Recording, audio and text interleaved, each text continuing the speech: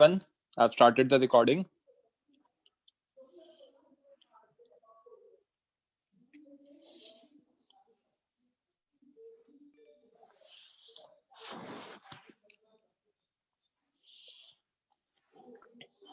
किसी बच्चे को प्रीवियस लेक्चर में कोई डाउट हो?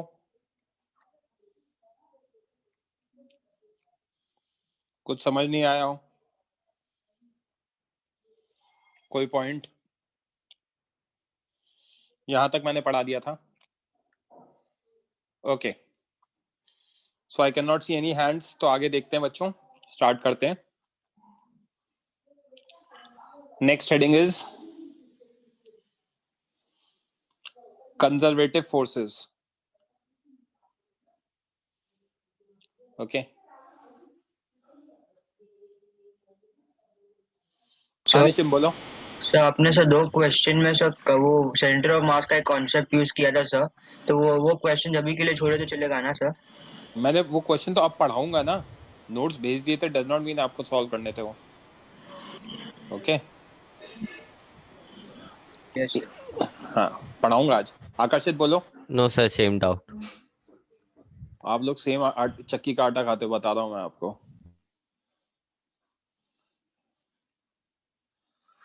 Next heading is conservative forces. Okay, इसको एक्सप्लेन करता हूं. These are the forces whose work done is independent of path followed by the body. इनका वर्क डन क्या है? इंडिपेंडेंट है path followed by the body. There work done only depends on initial and final position. Initial position से final position पे कैसे गया, उस पर कोई डिपेंडेंसी नहीं है. ओके, डिपेंडेंसी सिर्फ इस पर है कि इनिशियल पोजीशन क्या है, फाइनल पोजीशन क्या है. ओके, इसको एक्सप्लेन करूंगा और डिटेल में. एग्जाम्पल बता देता हूं. Gravitational forces is an example of conservative force. Spring force is an example of conservative force. Electrostatic force is an example of conservative force. So these are the forces. Okay, raise hand karo निशिम.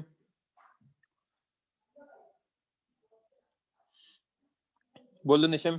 Sir मेरा doubt ये था कि sir पहले मतलब कि पहले आपने ना सर दो क्वेश्चंस कराए थे सर, एक तो ये L/3 वाला, एक और क्वेश्चन था सर जिसमें आपने सेंटर ऑफ मास का कॉन्सेप्ट यूज किया. वो पूछ रहा हुआ, वो सेंटर ऑफ मास का कॉन्सेप्ट अभी के लिए छोड़ सकते हैं ना सर? वो पूछ रहा था मैं अभी. ये यहाँ मैंने कहा वो सेंटर ऑफ मास पढ़ा रखा है. आज भी आपने जो किया था सर वो थोड़ा डाउट डाइसी था, तो मतलब कि वो छोड़ सकते हैं ना मतलब अभी के लिए? हाँ सर, मैं वो पूछ रहा था सर.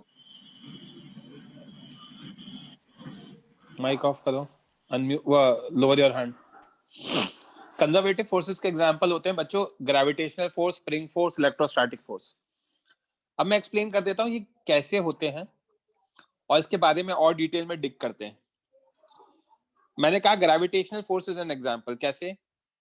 केस 1, पार्टिकल ग्राउंड पर है t इक्वल टू 0 पर. It is raised by height h in time t. तो अगर मैं ग्रेविटेशनल फोर्स की बात करूं तो वर्क डन कितना आएगा बच्चों? mgh cos 180, that is minus mgh. cos 180 क्यों आ रहा है? क्योंकि mg नीचे लग रहा है और डिस्प्लेसमेंट ऊपर हो रहा है. ओके, तो माइनस mgh आ गया. अब इसी का केस 2 देख रहा हूं बच्चों. पार्टिकल t इक्वल टू 0 पे पॉइंट A पर है, मास m. ये B पॉइंट पे जा रहा है टाइम t में. इंक्लाइन प्लेन की हाइट दे रखी है मैं h. मुझे वर्क डन बाय ग्रेविटी निकालना है. ग्रेविटी नीचे लगेगा mg, दिख रहा है हमें. डिस्प्लेसमेंट हमारा टुवर्ड्स राइट है. एंगल, ये एंगल कितना हो जाएगा? 90 प्लस थीटा हो जाएगा. तो व्हाट आई कैन सी, मेरा mg नीचे लग रहा है, मेरा डिस्प्लेसमेंट यहां हो रहा है. The angle between them is this is 90 plus theta. तो अब मैं वर्क डन बाय अगर mg लिखता हूं तो integration of mg which is a constant force, ds displacement, cos of 90 plus theta.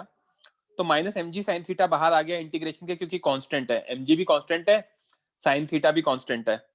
Integration of ds आएगा s where S is displacement from A to B. Okay. अब triangle की property लगाता हूं तो sin थीटा होगा perpendicular upon hypotenuse, तो perpendicular is h which is s sin theta, तो यहाँ पे वर्क डन में mg आया था मेरा माइनस mgs sin थीटा, तो s sin थीटा को मैंने किससे रिप्लेस कर दिया, h से, तो मेरा कितना आ गया, माइनस mgh आ गया.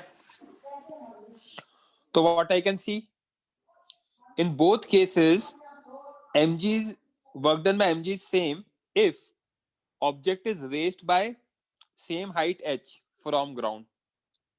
सेम हाइट h के लिए आपका वर्क डन में mg क्या आ रहा है, सेम आ रहा है दोनों केसेस में, तो it is independent of path followed. Vertically लेकर जाओ या फिर इंक्लाइन पर लेकर जाओ, अगर इनिशियल पोजीशन और फाइनल पोजीशन के बीच में डिस्प्लेसमेंट सेम था तो वर्क डन सेम आ रहा है.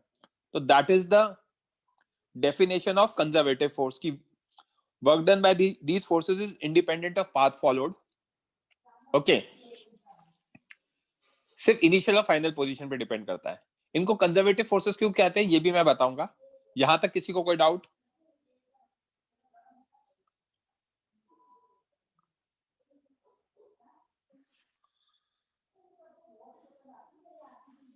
हाँ वैष्णवी बोलो बच्चे. Hello sir. Yes sir. Sir जो work done by spring force होता है वो पॉजिटिव पढ़ाऊंगा. कब होता है? अच्छा, वो पॉजिटिव कब होता है? हाँ, ये देख बिकॉज लो, फोर्स तो हमेशा माइनस नेगेटिव होता है ना. उससे क्या फर्क पड़ रहा है, ये है हाँ. या फिर ये है. अब इस क्वांटिटी को पॉजिटिव बनाना है, हाँ. तो इनिशियल उसको किसी एक्सटेंशन या इलोंगेशन पे कंसीडर कर लो और final position natural length consider कर लो, तो x फाइनल 0 हो जाएगा और x इनिशियल कुछ वैल्यू आएगी तो पॉजिटिव हो जाएगा. ओके. राइट.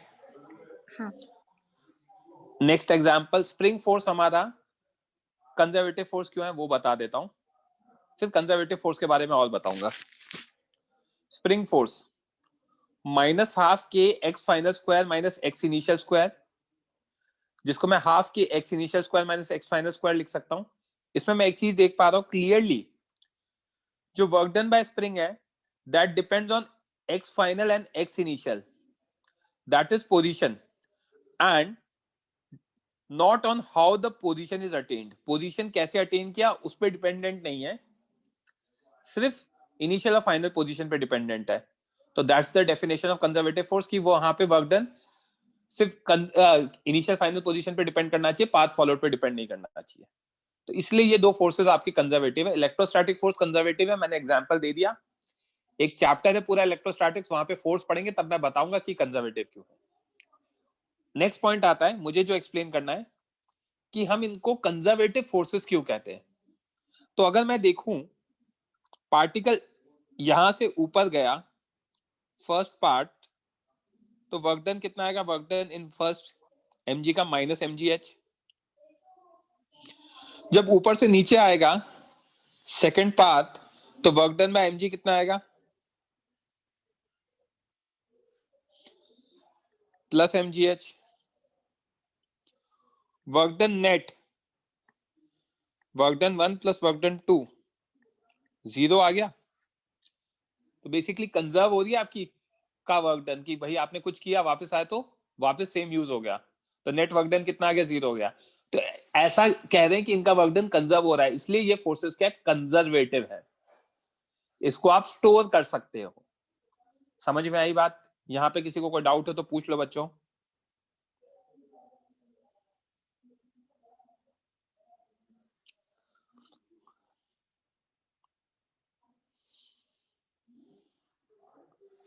बोलो भाई ध्रुव. सर स्टोर कर सकते हैं मतलब? इसको एनर्जी के फॉर्म में स्टोर कर सकते हैं, वो मैं पढ़ाऊंगा, उसे पोटेंशियल एनर्जी कहते हैं. आपने देखा ऊपर गया वापस हाँ. नीचे आया तो सेम यूज हो गया, हाँ. तो नेट 0 हो गया, तो ऐसा समझ लिया ना, स्टोर हो गया उस तरीके से. इस वर्क डन को वैसे पोटेंशियल एनर्जी कहते हैं. बताओ सर नहीं समझा. छोड़ दो, अभी 10 मिनट के बाद समझ में आ जाएगा. ओके. आपको दिख रहा है नेट वर्क डन क्या आ रहा है, 0 आ रहा है. 0 आ रहा है. हाँ. तो है ना, इनिशियल फाइनल पोजीशन सेम है तो 0 आ गया. करेक्ट। तो हाँ आपने कुछ वर्क डन ही नहीं किया, इंडिपेंडेंट है, कोई भी पाथ फॉलो किया हो। समझ में आई बात? हाँ हाँ सर। दुबे जी बोलो। सर इलेक्ट्रोस्टैटिक फोर्स का आपने एग्जांपल दिया? नहीं दिया। हाँ ओके सर। गुड मॉर्निंग, नहीं सो रहे हो सर। लेक्चर में? क्रिश बोलो। हाँ sir, spring force also electrostatic force है ना? Spring force, spring force electrostatic क्यों है? इलेक्ट्रोस्टैटिक फोर्स तो अलग होता है, K(Q1 Q2 by R square), जो सर आपने लेकिन सीखा था। एक्सेप्ट वेट के अलावा सारे फोर्स तो मतलब इलेक्ट्रोस्टैटिक होते हैं ना? इलेक्ट्रोस्टैटिक नहीं होते। वो उस चीज के बारे में मैं आपको मॉडर्न फिजिक्स में आइडिया दूंगा। उसमें अच्छा। आप जो पॉइंट कह रहे हो इलेक्ट्रोडायनामिक्स वाला पॉइंट है, अगर मैं अभी वो रेज करूंगा तो रैंडम डाउट्स क्रिएट हो जाएंगे। Electrostatic forces, force between two charges. अच्छा सर ओके। सर ये फर्स्ट पेज है, मैं जस्ट आया, सॉरी। ये फर्स्ट पेज है, आप जस्ट आए तो रिकॉर्डिंग देखना। ठीक है। ठीक है। दिवम कुछ बोलना है आपको? अच्छा, आप जस्ट अभी आए, ठीक है।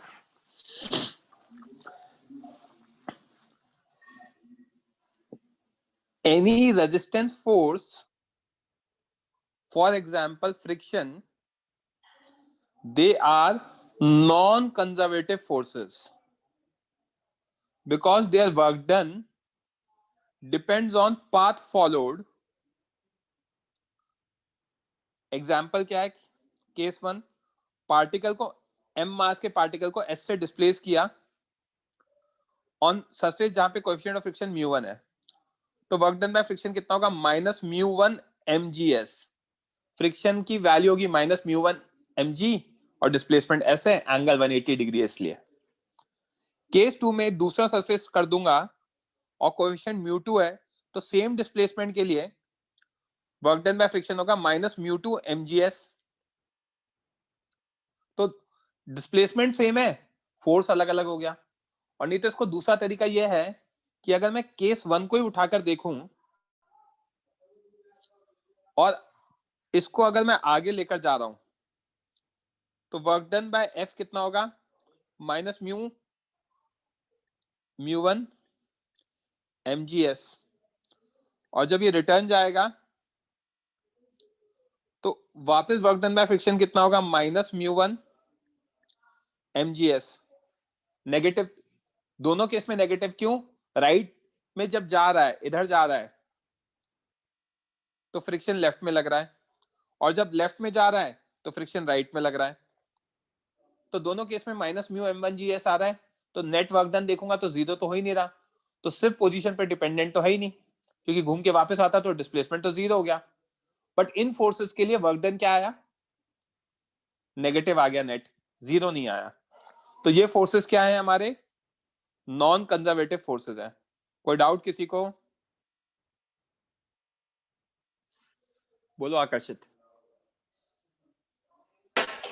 सर जो आपने सेकंड वाले में लिया है work done by F is two -μ2 mgs, वो अलग केस क्या है? उसमें केस अलग क्या है? केस सरफेस अलग है ना, एक ब्लू सरफेस एक रेड सरफेस है, दोनों का म्यू अलग अलग है। सेम डिस्प्लेसमेंट सेम ऑब्जेक्ट के लिए वर्क डन अलग अलग आ गए, राइट? Yes sir. बोलो Aditya. So, but if we plug in the value like displacement is 0, so in the formula of work done, it will come as 0. नहीं, it will not. It will not. Why? आप तो सिर्फ value डाल दो ना। हाँ। Value डालते हो तो वैल्यू कैसे डालते हो आप? आप कौन से फोर्स के लिए डाल दो वो इंपॉर्टेंट है ना। जब मैं वर्क डन लिखता हूं तो integration of F D S होता है, हाँ। एफ एस कॉस थीटा होता है। Yes sir. अब आप जो वैल्यू डाल दो एफ एस कॉस थीटा, उसमें आप कह दो सर मेरा एस जीरो हो गया, करेक्ट? हाँ। अब जब एस जीरो हो गया तो एस जीरो के लिए वो वर्क डन जीरो कौन से फोर्सेस के लिए होता है?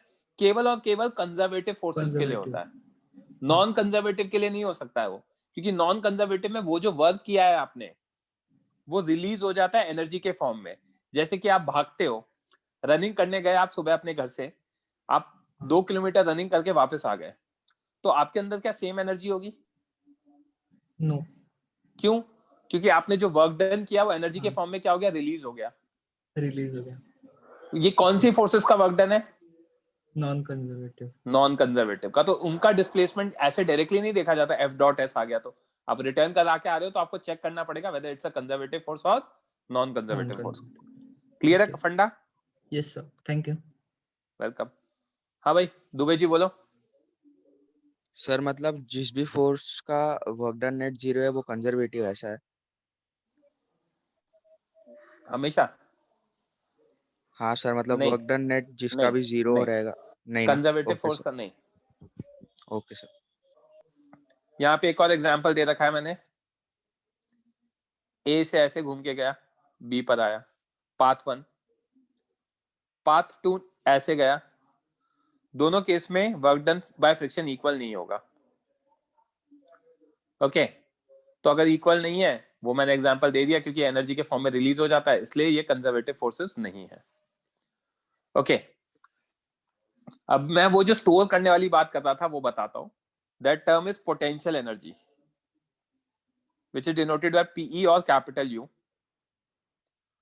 पोटेंशियल एनर्जी सिर्फ और सिर्फ कंजर्वेटिव फोर्सेस के लिए डिफाइन किया जाता है। It is only defined for conservative forces. Potential energy defined as negative of work done by conservative force. Conservative force ने जितना भी वर्क डन किया उसका negative is potential energy. Basically इसको डिफाइन ही वैसे किया गया है कि जो भी कंजर्वेटिव फोर्स वर्क डन करेगा वो एनर्जी के फॉर्म में स्टोर हो जाएगा। अगर पॉजिटिव वर्क किया तो पॉजिटिव एनर्जी के फॉर्म में स्टोर हो जाएगा, नेगेटिव वर्क किया मतलब वो नेगेटिव एनर्जी के फॉर्म में स्टोर हो जाएगा। नेगेटिव एनर्जी के फॉर्म में स्टोर होने का मतलब क्या है? आपकी बॉडी से एनर्जी ले ली है। इस तरीके से इसको डिफाइन किया गया है। बोलो आदित्य। सर पोटेंशियल एनर्जी हमेशा स्टोर्ड फॉर्म में रहती है ना? वही बता रहा हूँ, सुनो मेरी बात। आपने सुना नहीं, आपने डाउट पहले। Work done by conservative forces, negative work done by conservative forces potential energy, right? अब negative of work done by conservative force potential energy है। तो अगर कंजर्वेटिव फोर्स कोई वर्क डन कर रहा है, ठीक है, मान लो अगर वो नेगेटिव वर्क डन कर रहा है, ठीक है, तो पोटेंशियल एनर्जी क्या हो जाएगी आपकी? पॉजिटिव हो जाएगी। अगर पोटेंशियल एनर्जी पॉजिटिव हो गई मतलब वो आपकी बॉडी में क्या हो गया? स्टोर हो गया, जो भी आपने वर्क डन किया। और अगर आपका work done by conservative force positive है तो पोटेंशियल एनर्जी क्या हो जाएगी? नेगेटिव हो जाएगी। मतलब बेसिकली आपकी बॉडी में जो ऑलरेडी स्टोर्ड एनर्जी थी उसको यूज कर लिया है। इसको मैं और समझाऊंगा डिटेल में, अभी इतना ध्यान रखो। पॉइंट नंबर 2 ये कहता है negative of work done by conservative force is potential energy. समझा रहा हूं बच्चों, अभी आगे ध्यान देना। Potential energy is associated with position of object and negative of work done by conservative force in moving an object from A to B will be its potential energy of that force। इसका मतलब क्या है? Kinetic basically potential energy हम है ना position के साथ define करते हैं। ए से बी गया तो ए से बी का जो भी वर्क डन होगा उसके अकॉर्डिंग उसकी पोटेंशियल एनर्जी आएगी। ए से सी गया तो उसका जो भी वर्क डन होगा उसके अकॉर्डिंग उसकी पोटेंशियल एनर्जी आएगी। ठीक है, पॉइंट नंबर 2 मैं अगेन रिपीट कर रहा हूं, negative of work done by conservative force है। इस पॉइंट को मैं समझाऊंगा, इसको मैं यूज कर रहा हूं, देखते जाना। अनलाइक काइनेटिक एनर्जी, जैसे पोटेंशियल एनर्जी को जैसे हम काइनेटिक एनर्जी को डिफाइन कर सकते थे एक पॉइंट पर, कितनी हाफ mv स्क्वायर होती है? Kinetic energy is half mv square, right? Kinetic energy अगर मेरा हाफ mv स्क्वायर है तो मैं किसी भी पॉइंट पर काइनेटिक एनर्जी को डिफाइन कर सकता हूं, half into mass into speed का स्क्वायर। बट काइनेटिक एनर्जी की तरह नहीं, we can't define potential energy, absolute potential energy rather, हम एब्सोल्यूट पोटेंशियल एनर्जी डिफाइन नहीं कर सकते। इसका क्या मतलब है? पोटेंशियल एनर्जी मैंने क्या कहा? Negative of work done, right? अब वर्क डन तो दो पॉइंट्स के बीच में होता है, ए टू बी। ऐसा थोड़ी होता है वर्क डन एट ए ये हो गया, नहीं। तो वर्क डन हमेशा दो पॉइंट्स के बीच में होता है। तो अगर वर्क डन दो पॉइंट्स के बीच में होगा तो पोटेंशियल एनर्जी भी दो पॉइंट्स के बीच में डिफाइन की जाएगी। We can not define absolute potential energy. तो that's what my point is, unlike kinetic energy, we can't define absolute potential energy. That is, potential energy is always relative to some reference. तो जब भी मैं potential energy बताऊंगा, मैं एक reference point बताऊंगा और उसके रिस्पेक्ट में मेरी पोटेंशियल एनर्जी डिफाइन करूंगा, क्योंकि वर्क डन किसी पॉइंट पे नहीं होता, किसी दो पॉइंट्स के बीच में होता है। तो पोटेंशियल एनर्जी भी किसी दो पॉइंट्स के बीच में होगी, इसीलिए हमें एक कोई ना कोई रेफरेंस बनाना पड़ेगा। इसको मैंने लिख रखा as it is defined as negative of work done and work is done between two points, not at a single point. तो क्योंकि वर्क भी दो पॉइंट्स के बीच में होता है, तो पोटेंशियल एनर्जी भी दो पॉइंट्स के बीच में ही होगी। तो इसका क्या मतलब है, delta U A B is equal to U B minus U A, that is negative of work done from A to B by conservative force. ठीक है, अब हम हमारी कन्वीनियंस के लिए, for the sake of convenience, we can define या we can take potential energy at starting or reference point as 0, right? और अगर मैंने स्टार्टिंग पॉइंट ए पॉइंट पे मैंने डिफाइन कर दिया 0 है, तो delta U A B that is U B minus U A कितना आ जाएगा, एब्सोल्यूट पोटेंशियल एनर्जी आ जाएगा। But back of the mind अगर कोई मुझसे पूछेगा कॉन्सेप्चुअल क्या है, तो कॉन्सेप्चुअल ये है बच्चों कि आप कभी भी एब्सोल्यूट पोटेंशियल एनर्जी डिफाइन नहीं कर सकते, आप सिर्फ और सिर्फ रिलेटिव पोटेंशियल एनर्जी डिफाइन कर सकते हो। रिलेटिव पोटेंशियल एनर्जी क्या होता है, दो पॉइंट्स के बीच की पोटेंशियल एनर्जी होता है। ऐसा क्यों, क्योंकि वर्क डन दो पॉइंट्स के बीच में होता है। अब हम क्या करते हैं, हमारी समझदारी दिखाते हैं, हम रेफरेंस पॉइंट या जो हमारा स्टार्टिंग पॉइंट है उसकी पोटेंशियल एनर्जी 0 ले लेते हैं। तो अगर मैं 0 ले भी लूंगा तो सब्ट्रैक्शन जब करूंगा और सब्ट्रैक्ट 0 करूंगा तो कोई फर्क नहीं पड़ेगा।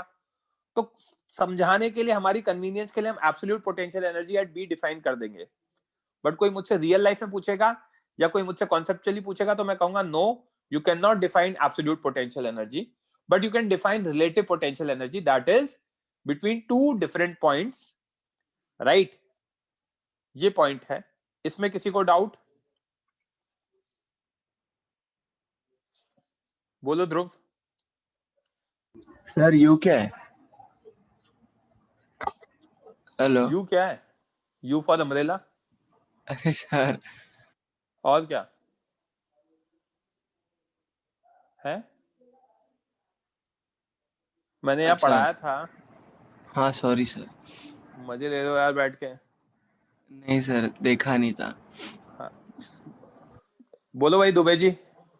Sir first point, sir non conservative के लिए पोटेंशियल एनर्जी क्यों नहीं डिफाइन हो सकती, वो आप बताएंगे एक बताऊंगा बार? ना, बताऊंगा, वो ओके बताऊंगा। सर। वो एक जो पॉइंट ए- मैंने बोल रखा है वो मैं समझाऊंगा। हम एंड एब्सोल्यूट सर, डिफाइन नहीं कर सकते, ये समझ में आया?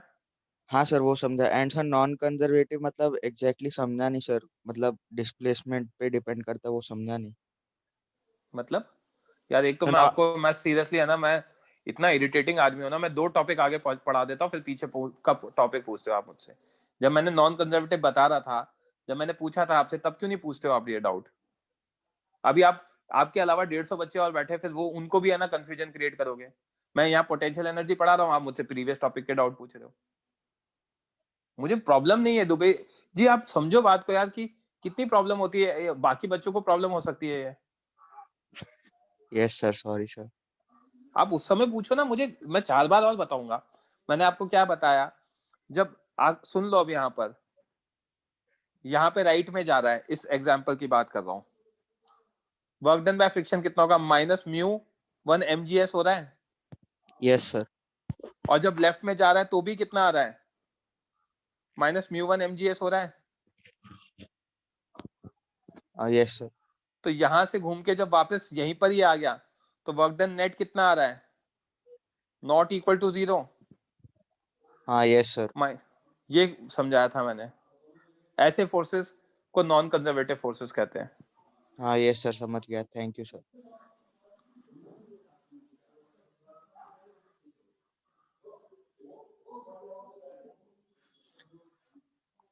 यहाँ पे मैंने क्या बोला बच्चों, एब्सोल्यूट पोटेंशियल एनर्जी डिफाइन नहीं कर सकते, ये क्लियर है सबको?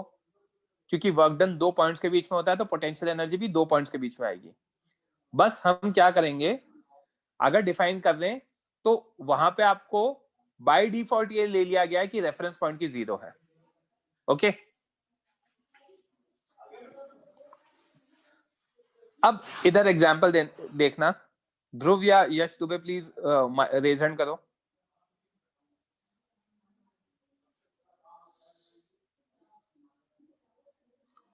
माइक ऑन करो दोनों बच्चों। Hello sir. Yes sir. जो मैं बोल रहा हूं उसका जवाब देते जाना, जिसका भी नाम कॉल आउट करूं। Yes sir.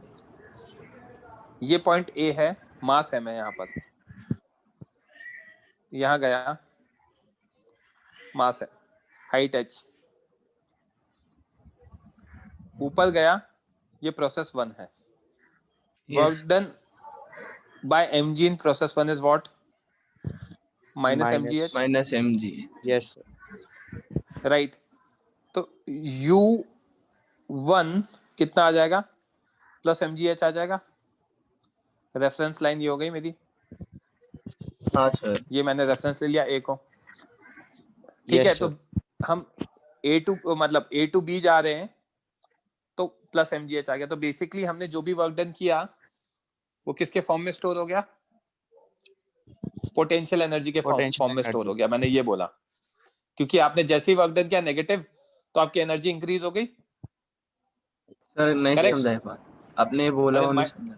Minus mgh work done किया, हाँ पोटेंशियल एनर्जी को कैसे डिफाइन किया है? Sir, negative of conservative force वाला वर्क, है ना? तो अभी कंजर्वेटिव फोर्स ने कितना वर्क किया? माइनस mgh, है ना? अब नेगेटिव ऑफ माइनस mgh किया तो पोटेंशियल एनर्जी कितना आ गया? Plus mgh। हाँ sir. So by definition plus mgh अगर एनर्जी होगी तो मेरे पास एनर्जी बढ़ गई। तो मतलब पोटेंशियल एनर्जी प्लस है इसलिए बढ़ गई ऐसा? ऑब्वियसली एनर्जी पॉजिटिव आया तो बढ़ गई, राइट? हाँ सर। अगर आपको पॉजिटिव एनर्जी दूंगा तो आपके अंदर एनर्जी बढ़ेगा या कम होगा बॉडी के अंदर? फिर बढ़ेगा। वो हुआ? हाँ समझ में आई बात? हाँ सर। अब ये नीचे आया, B2 है, तो वर्क डन इन प्रोसेस 2 कितना आया? mgh। U2 कितना आ गया? Minus mg। Minus mgh। Second process के लिए रेफरेंस ये हो गया। आप रेफरेंस चेंज कर सकते हो, ठीक है ना? तभी हाँ मैं सर। एब्सोल्यूट डिफाइन कर पा रहा हूं ना। तो अब यहाँ पे क्या दिख रहा है मुझे? जब मैं वर्ड A से B गया तो मेरे अंदर कुछ एनर्जी स्टोर हो गई, और B से वापस A पर आया तो वो सेम एनर्जी यूज हो गई। हाँ सर। यस समझ में आई बात? Yes sir. तो ये होता है स्टोर करने का फंडा। अब ये स्टोर करने का फंडा सिर्फ कंजर्वेटिव फोर्सेस में क्यों आ रहा है, नॉन कंजर्वेटिव में क्यों नहीं आ रहा? क्योंकि नॉन कंजर्वेटिव यूज करता ना तो दोनों में नेगेटिव आ जाता वर्क डन। एग्जाम्पल फ्रिक्शन का दे देता हूं, राइट? Yes sir. अगर मैं एयर रेजिस्टेंस दे देता हूं, दुबे जी और ध्रुव सुनना बात को, ए से बी पर जा रहा हूं, हाइट h। यस। अब अगर ऐसे जाओगे प्रोसेस 1, एयर रेजिस्टेंस किधर लगेगा? नीचे। एफ रेजिस्टेंस नीचे लगेगा। नीचे। तो वर्क डन में एफ रेजिस्टेंस कितना आएगा? नेगेटिव। यस। जब ऊपर से नीचे आओगे तो एफ रेजिस्टेंस किधर लगेगा? ऊपर। ऊपर। तो ये 1 के लिए हो गया। Work done by F resistance 2 के लिए कितना आ गया? ये भी नेगेटिव आ गया। तो ये तो हमेशा निकल ही रहा है। समझ में आ रही है बात? Yes sir. तो वो रीयूज तो ही नहीं रहा, इसलिए नॉन कंजर्वेटिव फोर्सेस के लिए डिफाइन नहीं करते। समझ में आई बात? यस सर, समझा। Yes sir. अभी किसी बच्चे को कोई डाउट है? Lower your hands guys.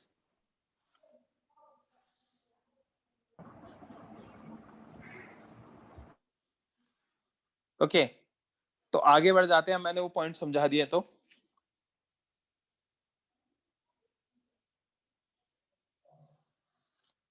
A to B मैं ऊपर जा रहा हूं, potential energy at B, by default world में हमने रेफरेंस पॉइंट ले रखा है इंफिनिटी, अगर कुछ नहीं बता रखा तो रेफरेंस पॉइंट इज इंफिनिटी, तो potential energy at B will be equal to what, potential energy at B minus potential energy at infinity, और इंफिनिटी पे हमेशा जीरो लिया जाता है। सेम वे में ए पर potential energy at A with respect to some point at infinity, potential energy at A minus potential energy at infinity. ऐसा क्यों कर रहा हूं, क्योंकि इंफिनिटी पे बाय डिफॉल्ट जीरो लिया गया है। अब मुझे potential energy at B with respect to A चाहिए, बेसिकली आप ए टू बी जा रहे हो, तो ऊपर वाले एक्सप्रेशन को यूज करूंगा, तो U B minus U infinity minus U B minus U infinity लिख सकता हूं, तो ये आ जाएगा U B minus U infinity minus U A plus U infinity, तो डेल्टा यू ए बी कितना आएगा, यू बी माइनस यू आएगा, that is the difference. Okay, तो आप क्या करते हो, ए से बी के बीच का डिफरेंस निकालते हो, राइट। अब अगर आप कन्वीनियंस के लिए ए को जीरो ले लोगे तो ए से बी का जो भी डिफरेंस है वो बी पे एनर्जी हो जाएगी। If you take this as reference तो this implies U A zero हो जाएगा, यू ए जीरो है तो this implies U B minus U A will be equal to what, U B minus zero, that is nothing but U B. तो हम ऐसे हमारे convenience के लिए रेफरेंस डिफाइन कर देंगे, तो रेफरेंस की पोटेंशियल एनर्जी जीरो हो जाएगी, और फिर आप एब्सोल्यूट बता सकते हो, बट एक्चुअली रियल में अगर कोई पूछेगा तो एब्सोल्यूट नहीं बता सकते हो, ठीक है। और बाय डिफॉल्ट वर्ल्ड का रेफरेंस पॉइंट कौन सा लिया गया है, इनफाइनाइट वाला लिया गया है, तो इन्फिनिटी पे बाय डिफॉल्ट जीरो होती है। That's how it is defined. किसी बच्चे को कोई डाउट? मैं लास्ट जो रेड में लिख रखा है उसको हाईलाइट करके बता रहा हूं क्या लिखा हुआ है। Sorry, for convenience we can take reference point as A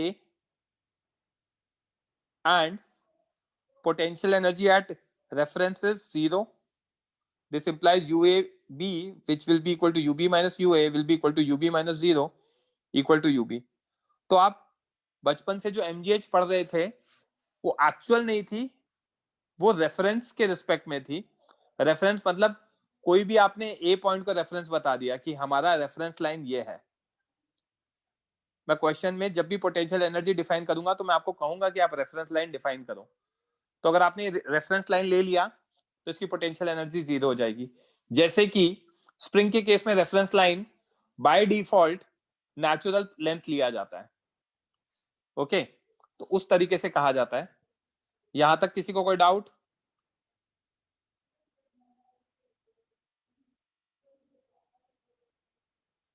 Faiz समझ में आ गया आपको? जस्ट रिप्लाई यस और नो।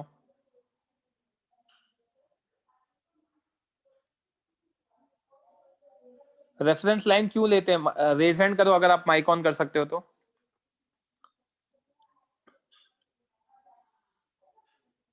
माइक ऑन नहीं कर सकते हो बच्चे। रेफरेंस लाइन इसलिए लेते हैं क्योंकि हमें प्रॉब्लम है, हम चाहते हैं कि एब्सोल्यूट डिफाइन करें, जबकि एब्सोल्यूट डिफाइन नहीं किया जाता, तो हम कन्वीनियंस के लिए, क्योंकि बार बार चेंज लिखना पड़ रहा है, तो चेंज की वैल्यू उतनी आ रही है जितनी एब्सोल्यूट की आ रही है अगर हम रेफरेंस को जीरो ले लेते हो। तो हमारी कन्वीनियंस के लिए हमने रेफरेंस लाइन को पे जीरो ले लिया ताकि हम एब्सोल्यूट डिफाइन कर सकें, इसलिए। अभी समझा क्या? ओके, ग्रेविटेशनल पोटेंशियल एनर्जी के टर्म्स में समझा रहा हूं। ग्रेविटेशनल पोटेंशियल एनर्जी ये बी पॉइंट पे पहुंचा H height with respect to A, तो हम बचपन से क्या कहते थे, potential energy at B is mgh। ये मैं बचपन से कह रहा था, इसकी बैकग्राउंड स्टोरी बता रहा हूं अब। 1 second, Juhi can you switch on your mic? Sir delta UAB UB minus UA, but now because of infinity it is UA minus UB. I am getting confused now. Cause of infinity, infinity मतलब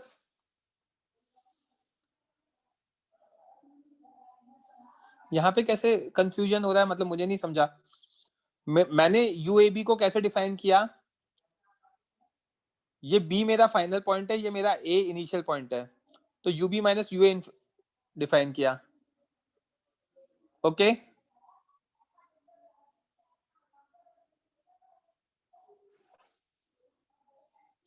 Because of infinity, UA is UA minus U infinity, correct? And this is UB minus U infinity, correct? Okay. अब UA to B, इसको मैं UAB लिख रहा हूं, ये UB minus UA होगी, right?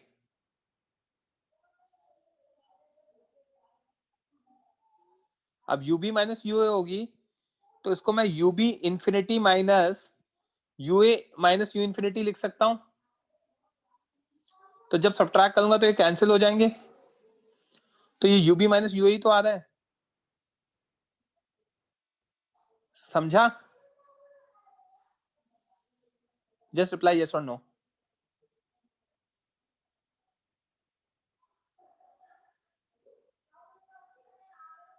यार देखो, सब लोग अपना अपना कन्वेंशन यूज करते हैं, मैं आपको बता देता हूं मैं क्या कन्वेंशन यूज कर रहा हूं, अगर वहां पे आपको डाउट आ रहा है तो। मैं जब भी ये लिखता हूं UAB, तो मेरे लिए इनिशियल पॉइंट ये होगा, मेरे फाइनल पॉइंट ये होगा।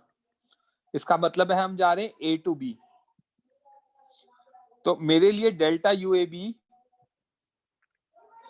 UB माइनस UA ही होगा। This is what I am going to use throughout, final minus initial. Okay, समझा? फाइन।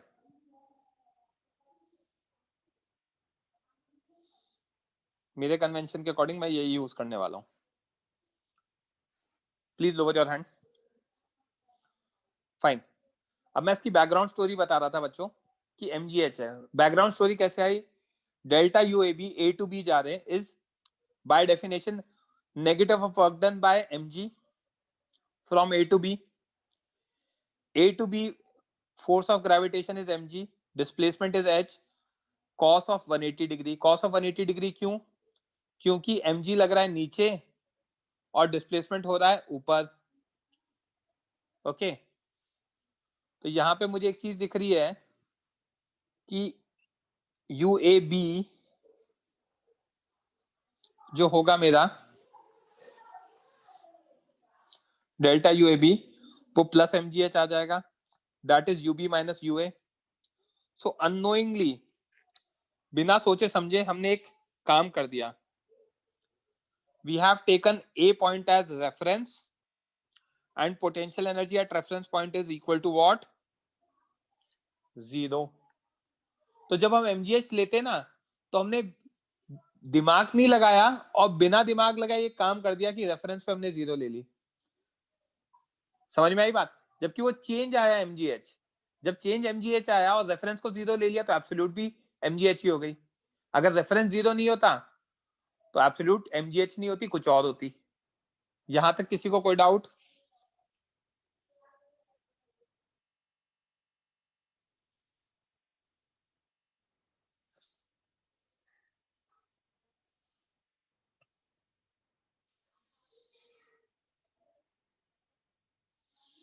ओके, यहां तक क्लियर है बच्चों?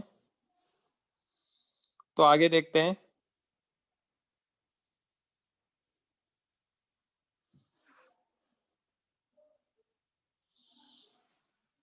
वही चीज जो मैंने लिखा, by taking reference point as A, UA 0 हो गया, तो UB minus UA will be equal to UB only.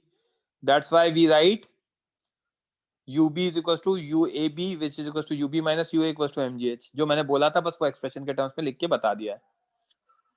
Okay, आगे देख रहे हैं। ग्रेविटेशनल पोटेंशियल एनर्जी, हर कंजर्वेटिव फोर्स का अलग पोटेंशियल एनर्जी होगा, तो ग्रेविटेशनल पोटेंशियल एनर्जी के एग्जांपल से समझा रहा था, उसको बस एक्सप्लिसिटली एक और बार लिख दिया है।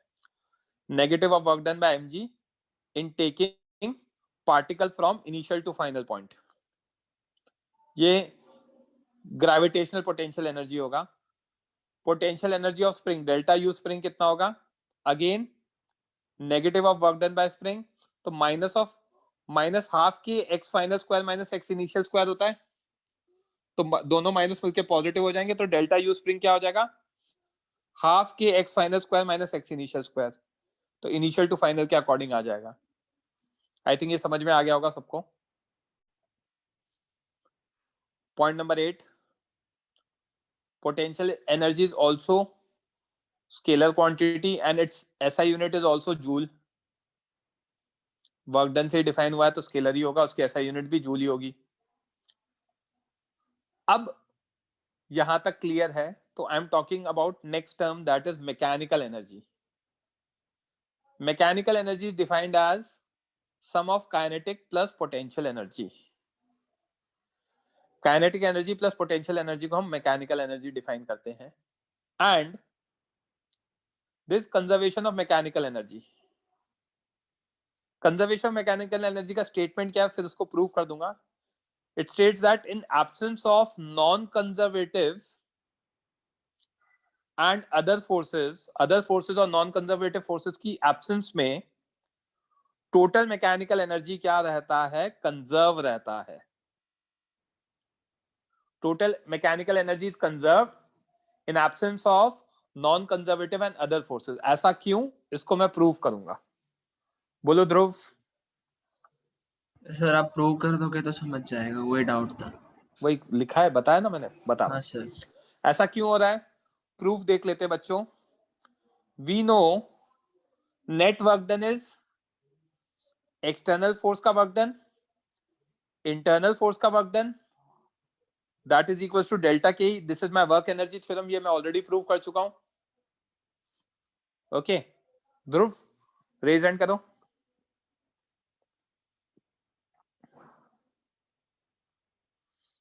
माइक ऑन करो ध्रुव. Hello sir. हाँ, अब सुनो. External forces plus internal forces को ही मैंने बताया था. These two forces include all forces, that is conservative forces plus non conservative forces plus other forces. Sir कब बताया? मैंने जब वर्क एनर्जी थ्योरम बताया था तब मैंने लिखा था कि कंजर्वेटिव, नॉन कंजर्वेटिव एंड हाँ अदर सर, हाँ याद आया. ही हमारे इंटरनल और एक्सटर्नल फोर्सेस के अंदर होते हैं. तो सारे फोर्सेस दो ही चीजें होते हैं ना, सिस्टम का पार्ट होगा या सिस्टम के बाहर होगा. सिस्टम के बाहर होगा तो एक्सटर्नल होगा, सिस्टम का पार्ट होगा तो इंटरनल होगा. तो जब इंटरनल और एक्सटर्नल मिला लिया मतलब सारे फोर्सेस इंक्लूड हो गए. सारे इंक्लूड हो गए मतलब जो भी हो सकता है, कंजर्वेटिव हो सकता है, नॉन कंजर्वेटिव हो सकता है या अदर हो सकता है. ठीक है. तो अब work done by external plus work done by internal क्या लिख सकता हूं, work done by conservative plus work done by non conservative plus work done by other, that is equal to delta K. ये मेरी वर्क एनर्जी थ्योरम हो गई. हाँ sir. संकेत बोलो. सर अदर फोर्सेस मतलब क्या?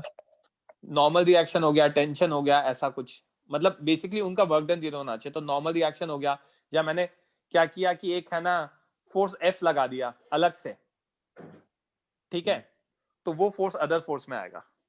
ठीक है. Yes sir, yes sir. संकेत के बाद next is Vaishnavi. Yes Vaishnavi बोलो बच्चे. सर इंटरनल फोर्स क्या होते हैं? जो सिस्टम का पार्ट होता है. मतलब जैसे कि अगर दो ऑब्जेक्ट ले लूं आपस में कनेक्टेड है. हाँ, तो नॉर्मल फोर्स आएगा क्या? तो अगर ये ए से जा रहा है तो ये भी ए से जाएगा. तो हाँ. यहाँ पे जो टेंशन लग रहा है वो इंटरनल हो गया क्योंकि वो सिस्टम का पार्ट है. बट वो तो कैंसिल हो जाते, फिर भी उनको ऐड करते हैं क्या? अरे इंटरनल तो है ना. नेट इंटरनल फोर्स जीरो हो गया, which is okay. But tension इस केस में क्या है, इंटरनल फोर्स है, because it is part of system. अगर mg देखेंगे तो mg कौन लगाएगा वैष्णवी? अर्थ लगाता है. हाँ. आप लोगों को, आप शायद आई थिंक भुसावल या जलगांव सेंटर से हो, राइट? हाँ. आप लोगों को लॉज ऑफ मोशन मैंने नहीं पढ़ाया था, तब मैंने क्लियरली बताया था कि gravitational forces because of earth. Earth लगाता है, तो अर्थ अगर मेरे सिस्टम का पार्ट नहीं है तो वो मेरे लिए क्या बन गया, एक्सटर्नल फोर्स बन गया. अगर अर्थ को मैंने सिस्टम का पार्ट बना दिया तो ग्रेविटेशनल फोर्स भी क्या बन जाएगा मेरा, इंटरनल बन जाएगा. राइट. तो इंटरनल एक्सटर्नल हमारे ऊपर होता है कि हम सिस्टम क्या डिफाइन कर रहे हैं. Okay okay fine. आकर्षित बोलो. सर जैसे अभी आपने टेंशन वाला इंटरनल फोर्स लगाया, फ्रिक्शन में भी दो ब्लॉक्स के बीच में इंटरनल फोर्स होता है, तो सर वो दोनों ब्लॉक्स को सिस्टम लिया तो फ्रिक्शन इज इंटरनल. हाँ, तो सर उनके, तो सर यानी कि इन केसेस में इंटरनल फोर्स हमेशा जीरो हो रहा है, मतलब वो नेट अपने आप को काटे तो फिर हमेशा ऑब्वियसली कंजर्वेटिव होते हैं। ऑब्वियसली ये किसने का कंजर्वेटिव दो दूंगा मैं आपको, मैंने कब पढ़ा है कि है ना इंटरनल फोर्सेस कंजर्वेटिव होते हैं, सर क्योंकि वो मैंने नेट तो पढ़ा है उनका ऐसा। 0 हो गया ना। नेट क्या जीरो हो गया? तो मतलब टेंशन दोनों साइड से लगा है तो फिर उन लोग का नेट तो टेंशन 0 हो गया ना, मतलब नेट फोर्स जीरो हो गया पूरा ना, सिस्टम। नेट हाँ फोर्स जीरो हो गया ना सिस्टम पे, हाँ नेट वर्क डन जीरो नहीं हुआ ना। ओके फ्रिक्शन में हाँ, नेट वर्क डन कहाँ आ रहा है? पीछे भी और आगे भी। है ना, समझ में आ रही बात? और यस सर। इंटरनल वो फोर्सेस कब मैंने डिफाइन किया कि है ना जो फोर्सेस जीरो हो जाते हैं वो नॉन कंजर्वेटिव है या कंजर्वेटिव है? मैंने कहा जिन फोर्सेस का वर्क डन वापस रिटर्न करके आ जाए, वो जीरो हो जाए या पाथ पे डिपेंड ना करे, वो है कंजर्वेटिव। Okay okay sir. हाँ शुभम बोलो। Hello sir. हाँ सर बोलो। सर मैं पूछ रहा था कि आप एक मल्टीपल ब्लॉक्स वाला डायग्राम बना के आप उसमें ये सब कंजर्वेटिव, नॉन कंजर्वेटिव और अदर फोर्सेस बता सकते हो क्या एक बार प्लीज? यार देखो, ये मैं बॉक्स बना देता हूं, ठीक है, बट उसमें आपको अचीव कुछ नहीं होगा। इधर देखते जाओ, माइक ऑन रखो, माइक ऑफ कर लिया, और ये मेरा ग्राउंड है।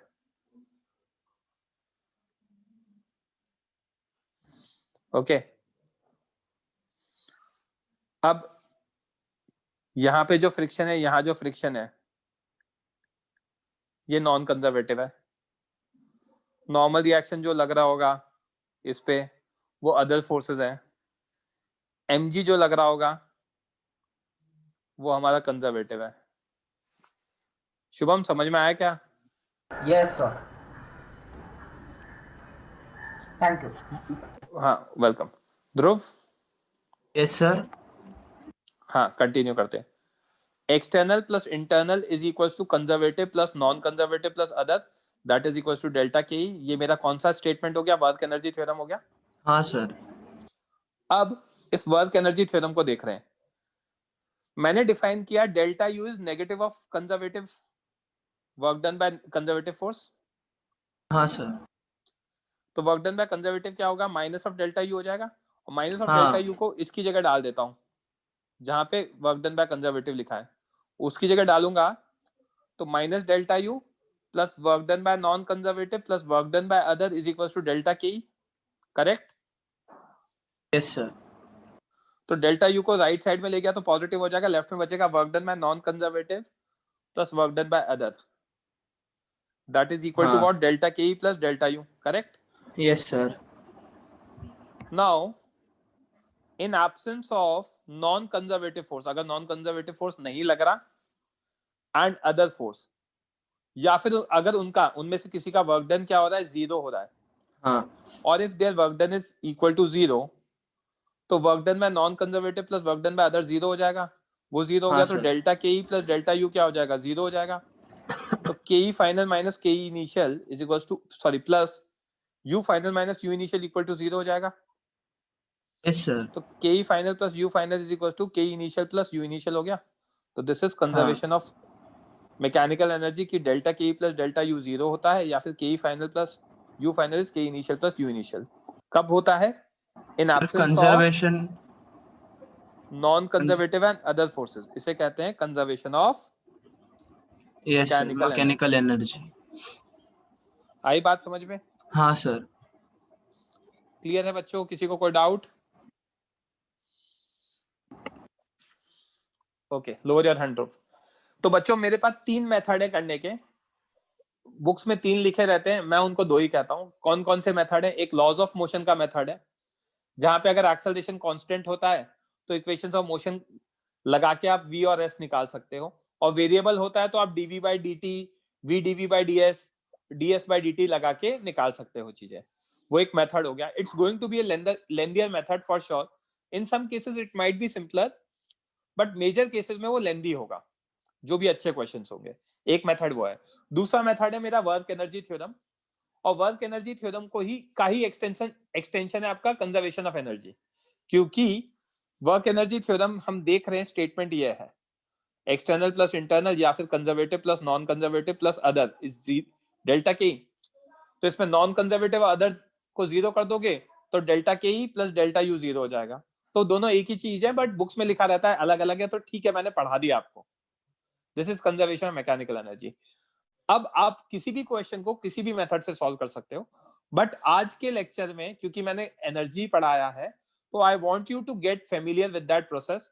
आप सारे क्वेश्चंस को एनर्जी कंजर्वेशन से सॉल्व करना है, ठीक है? मुझे आंसर्स कंजर्वेशन ऑफ एनर्जी से चाहिए। करो सॉल्व बच्चों।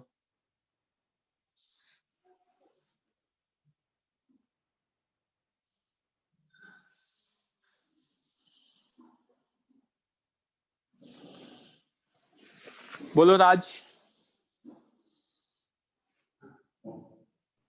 सर मुझे पिछले पार्ट में वो स्प्रिंग फोर्स केस में थोड़ा डाउट है, पूछूं क्या?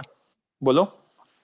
सर वो स्प्रिंग फोर्स पाथ लेंथ पे डिपेंड करना चाहिए ना, डिस्प्लेसमेंट पे नहीं डिपेंड करना चाहिए ना? मतलब उसका डेरिवेशन तो मुझे समझ में आ गया, बट जो फोर्स होगा वो हर बार टेंजेंशियली होगा ना डिस्प्लेसमेंट से।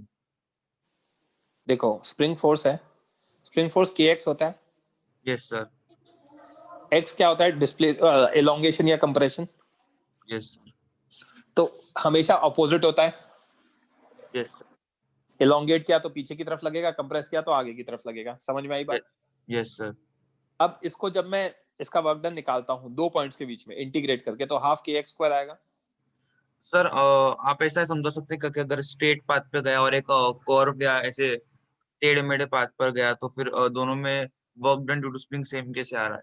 बच्चे, टेढ़े मेढ़े पार्ट में स्प्रिंग की बात ही क्या होगी? इधर देखना, ये है स्प्रिंग है, yes sir. Right?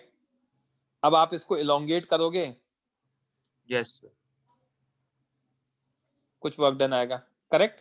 Yes sir. इसके और इसके बीच में।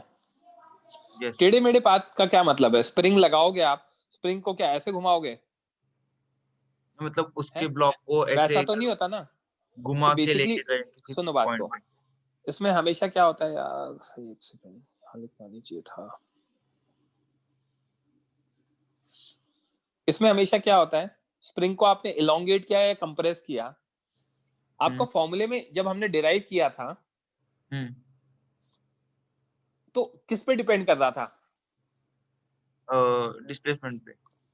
नहीं, एक्स फाइनल एक्स इनिशियल पे। फाइनल पोजीशन और इनिशियल पोजीशन। तो बीच में वो टेढ़े मेढ़े पाथ पे जा रहा हो या कुछ भी जा रहा हो, फाइनली कहां पहुंचा वो देखेंगे, और उसका यस सर। कितना एलोंगेशन हुआ नेचुरल लेंथ के रिस्पेक्ट में वो देखेंगे। Yes sir. तो पाथ फॉलोड पे डिपेंड करेगा। सर ये तो मुझे समझ में आ रहा है सर, बट अगर बहुत ऐसे टेढ़े मेढ़े बहुत ऐसे लंबे चौड़े पाथ से लेके गए तो ये ज्यादा ऐसे वक्त लेके लगता गया, था।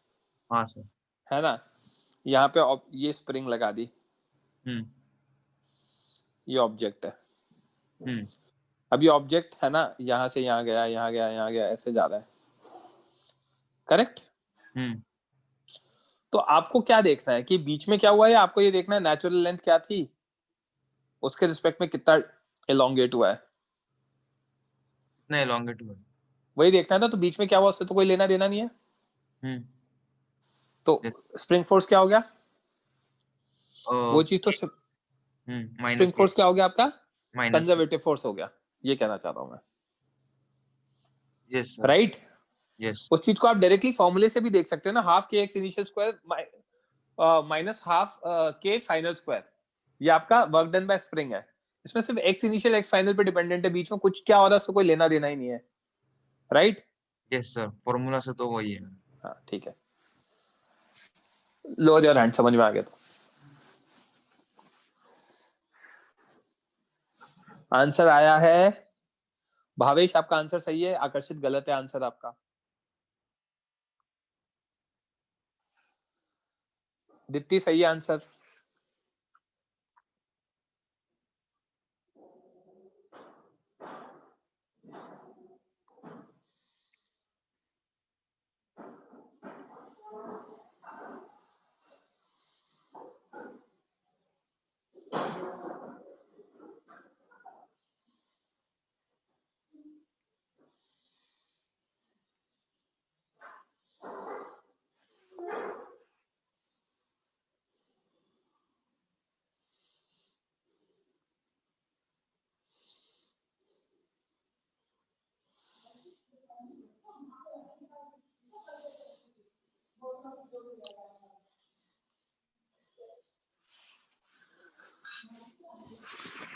MGL is incorrect.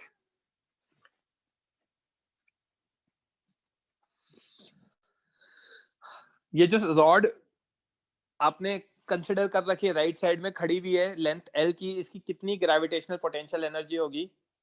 क्वेश्चन में दे रखा है हॉरिजॉन्टल सरफेस को आप रेफरेंस ले सकते हो।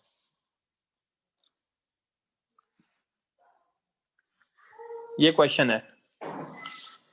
लास्ट 1 मिनट फिर डिस्कशन करते हैं।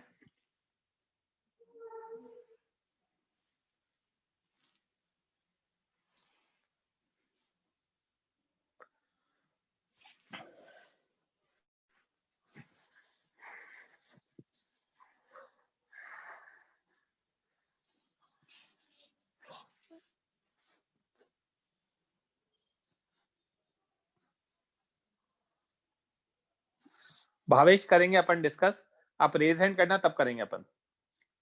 तो रेफरेंस लाइन इज सरफेस।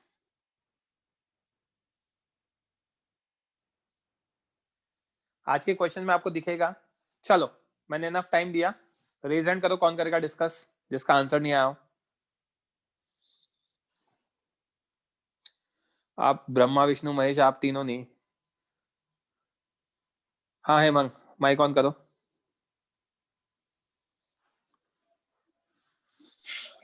हाँ सर। देखो ये हमारी रॉड है जिसका मास m लेंथ l दे रखा है। इस पे मैंने क्या किया, an element of length dx is considered at a height x from ground. ये dx है जिसकी हाइट x, ये ग्राउंड है। Ground is our reference line, question में दे रखा है। And we know potential energy at reference line is 0। ठीक है। अब पोटेंशियल एनर्जी एट b जो हमने वो लिया है that is UAB A to B, that is UB minus UA and UA की वैल्यू 0 है रेफरेंस लाइन की वजह से। क्या मैं इसको लिख सकता हूं negative of work done by mg A to B? Yes और नो? हाँ sir. Negative work done bye, हाँ सर, इंटीग्रेशन है ना? Yes sir. अब L length has mass m, तो मास ऑफ यूनिट लेंथ कितना होगा? m by L, which is what? Constant for the uniform rod. Yes sir. तो mass of dx length कितना होगा? 1 यूनिट लेंथ का m by L है तो dx length का m by L into dx। तो वर्क डन में mg कितना होगा? मास कितना है अब जो हमने एलिमेंट कंसिडर किया? m dx by L into what? g into x into displacement कितना करा है उसका? x। A to B करा रहे हैं ना, तो डिस्प्लेसमेंट x हो गया cos ऑफ 180 डिग्री, क्योंकि थीटा 180 डिग्री है। थीटा 180 क्यों है? क्योंकि mg नीचे लग रहा है और डिस्प्लेसमेंट ऊपर लगा है, ऊपर हो रहा है। आई बात समझ में? हाँ सर। यहां तक क्लियर है? तो हमारा वर्क डन में mg कितना आया? माइनस mg बाय L जो कांस्टेंट है बाहर, इंटीग्रेशन ऑफ x dx। तो वर्क डन बाय mg क्या होता है? Minus mg by L x dx का इंटीग्रेशन कितना आएगा Hemang? x square by 2 0 to L, तो माइनस mgl बाय 2 आ जाएगा, राइट? वो मैंने dm कंसीडर कर लिया, इसकी वजह से मुझे लास्ट में इंटीग्रेट करने कुछ रिलेशन नहीं मिला। ये समझ में आया?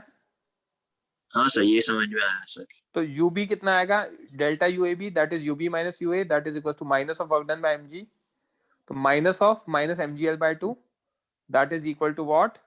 mgl बाय 2 आ गया। यहां तक कोई डाउट किसी बच्चे को? हाँ सर। हाँ दुबे जी बोलो, जिस भी बच्चे को डाउट है रेज हैंड कर देना। सर वो dx कंसीडर करके क्यों किया सर, वो मुझे समझा नहीं। dx कंसीडर करके क्यों किया? ये रॉड इनफाइनाइट एलिमेंट से बना हुआ है। Yes sir. तो एक एलिमेंट कंसीडर करूंगा, उसकी पोटेंशियल एनर्जी निकालूंगा और फिर सबकी निकाल दूंगा ऐड करके, तो टोटल आ जाएगी। Yes sir. राइट। अब सबकी निकाल दूंगा और ऐड कर दूंगा तो टोटल आ जाएगी। तो dx की निकालिए, dx की कितनी होगी? dx निकालने में कितना वर्क डन हुआ? तो वर्क डन कितना हुआ? Mass of dx mg into displacement of dx that is x cos of 180।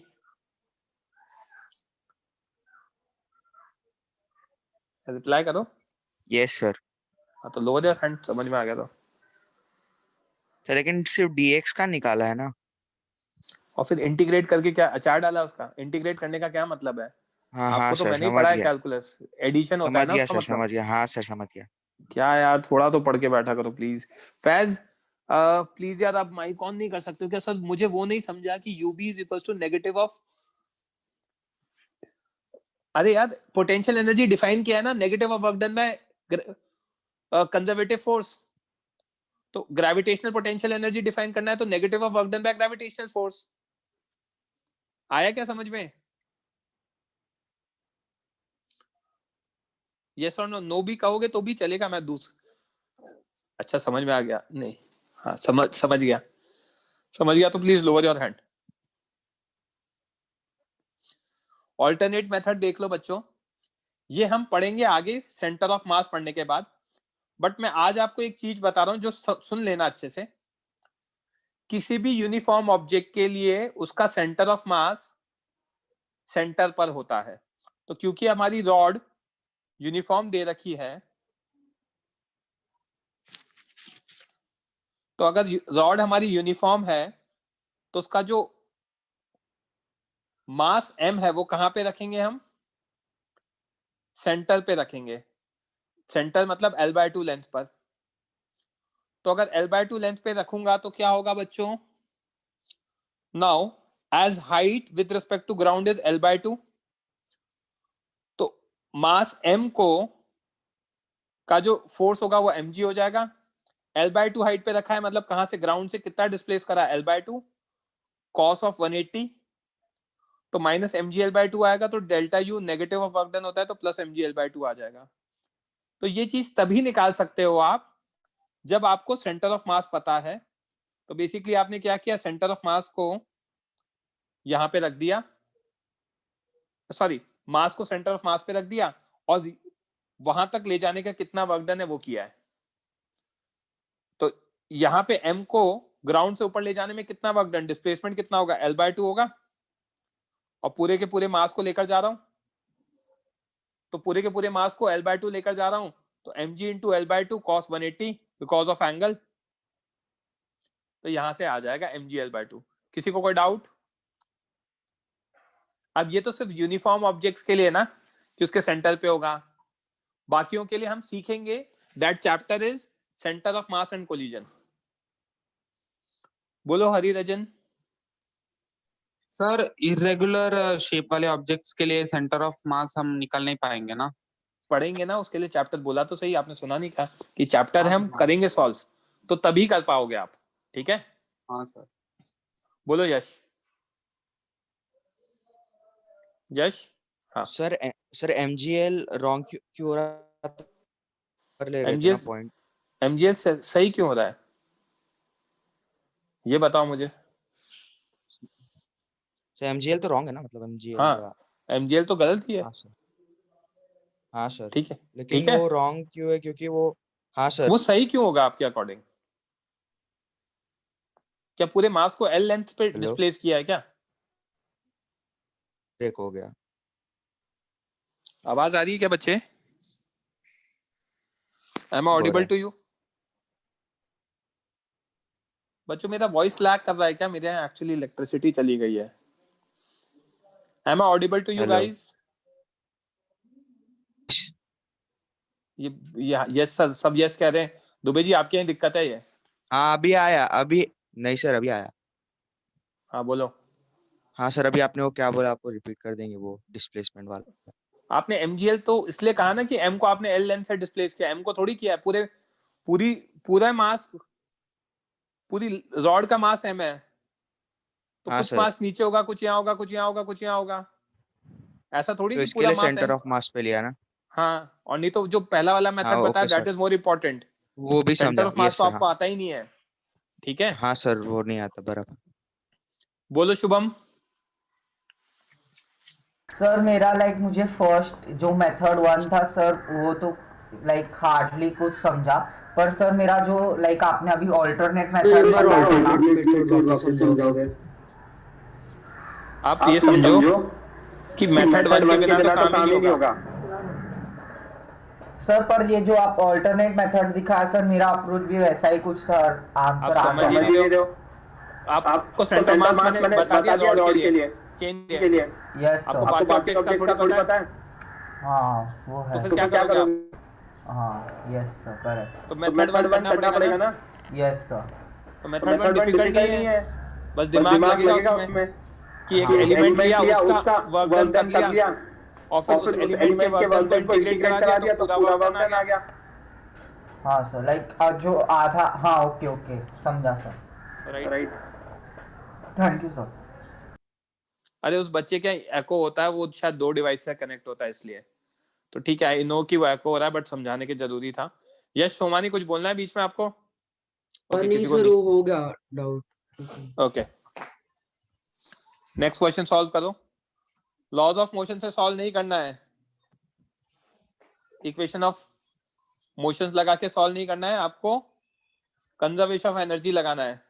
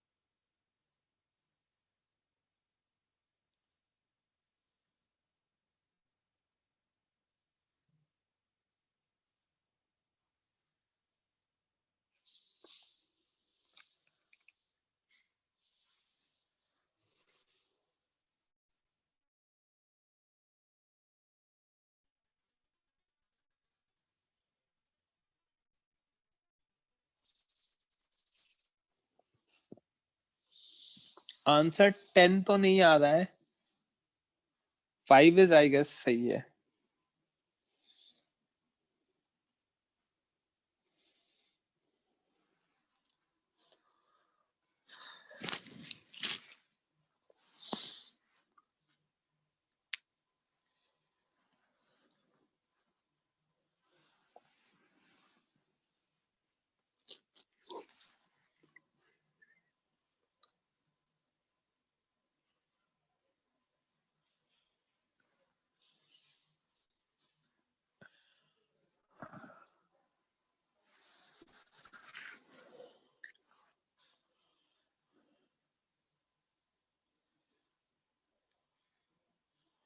Ten गलत है बच्चों, आकर्षित, यश दुबे दोनों गलत हैं।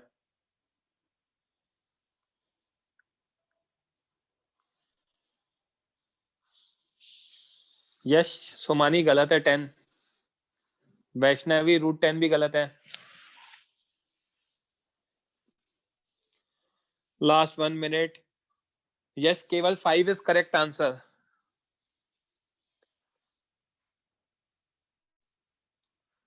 Five is the correct answer. 5 metre नहीं है, 5 मीटर पर सेकंड है।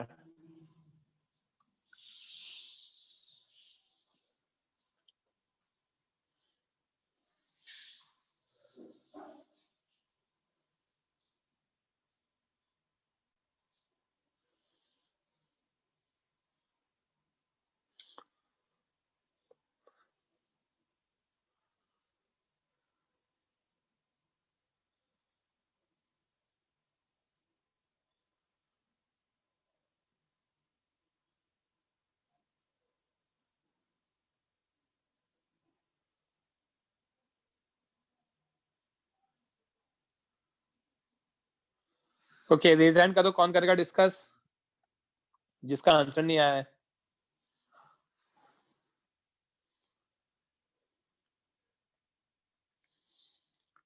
राज पाटिल, माइक ऑन करो। Yes sir. ये हमारा पुली है, 5 kg object, yes 3 sir. kg object, yes it is sir. 5 metre above ground, yes sir. Right. मुझे कंजर्वेशन ऑफ एनर्जी से सॉल्व करना है, तो मैंने रेफरेंस लाइन ग्राउंड को ले लिया, ठीक है। Yes sir. Work done by tension on system will be equal to 0। Virtual work method बताया था, सिस्टम पे टेंशन का वर्क डन हमेशा ही 0 होता है। Yes sir. ओके, तो सिर्फ और सिर्फ कौन सा फोर्स बचा, ग्रेविटेशनल फोर्स बचा। Tension and gravitational force, there are only 2 forces. Tension का वर्क डन तो 0 हो गया, तो सिर्फ और सिर्फ ग्रेविटेशनल फोर्स वर्क डन करेगा, जो कि कंजर्वेटिव है।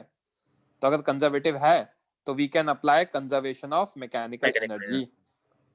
यहां तक किसी बच्चे को कोई डाउट, रेज हैंड कर देना।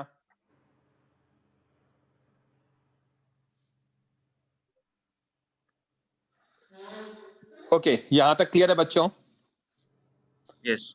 तो हम क्या देख सकते हैं, kinetic energy initial system plus potential initial system, kinetic final system plus potential final system.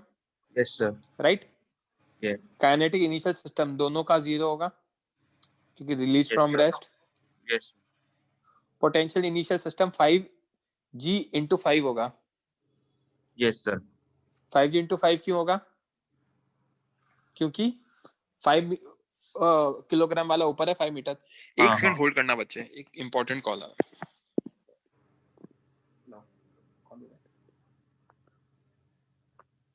Okay, तो ये गार्ड को दे जाइए ना जाके।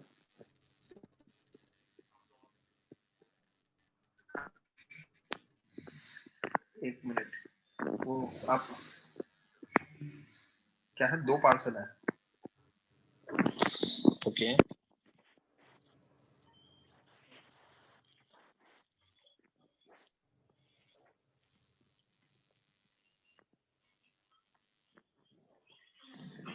गार्ड